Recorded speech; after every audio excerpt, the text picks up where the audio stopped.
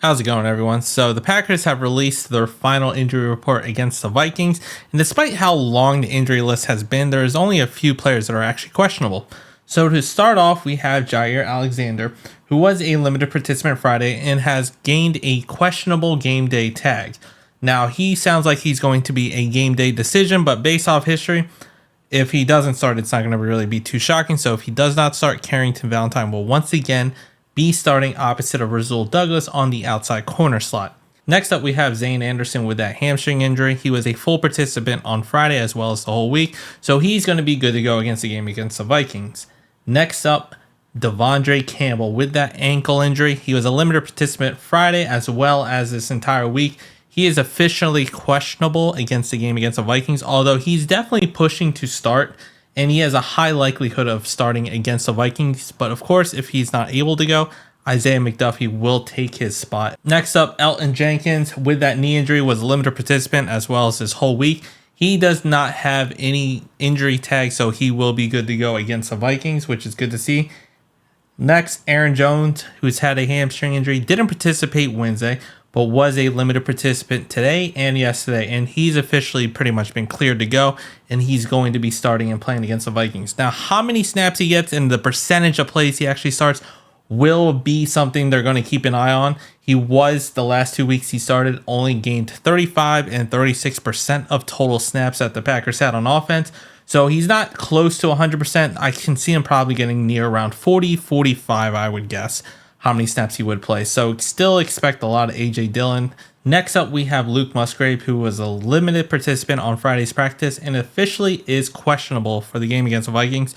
Now, Matt LaFleur has said Tyler Kraft is probably going to have to play a big role in the absence of Luke Musgrave, but that was before Friday, where he was actually pretty shocked that he was able to participate in some type of fashion. So as of right now, Luke Musgrave is kind of unknown if he's going to play. He's going to be a true game time decision, but it sounded like they were kind of planning on Tyler Kraft taking a bit of snaps. So if Luke Musgrave can go, it's going to be a huge addition for this offense. Next up, Josh Myers with an ankle injury as well. He was a full participant on Friday's practice and is officially questionable. There is a low likelihood that he will not be able to go, but of course, if he cannot go, then that means Zach Tom, our right tackle, will take the center position and Yosh Nijman will fill in at right tackle like they did against the game against the Broncos.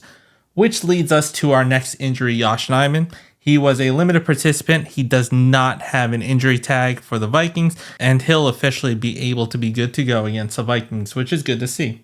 Next up, Preston Smith. He has officially appeared on the injury report, but that's due to an illness because of Thursday's practice where he didn't participate.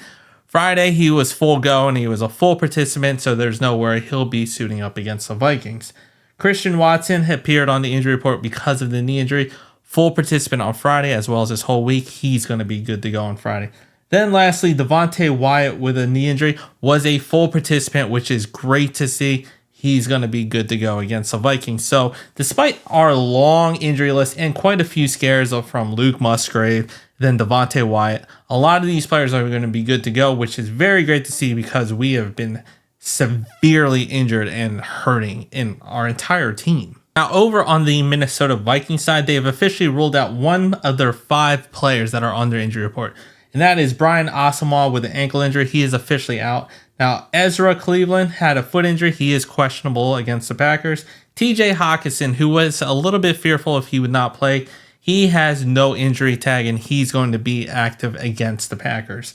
Then Jalen Naylor, who is on their IR, he's going to show up, of course, because they're trying to figure out if he's going to be out for the season or good to go. He's just on IR, and they're pretty much practicing him.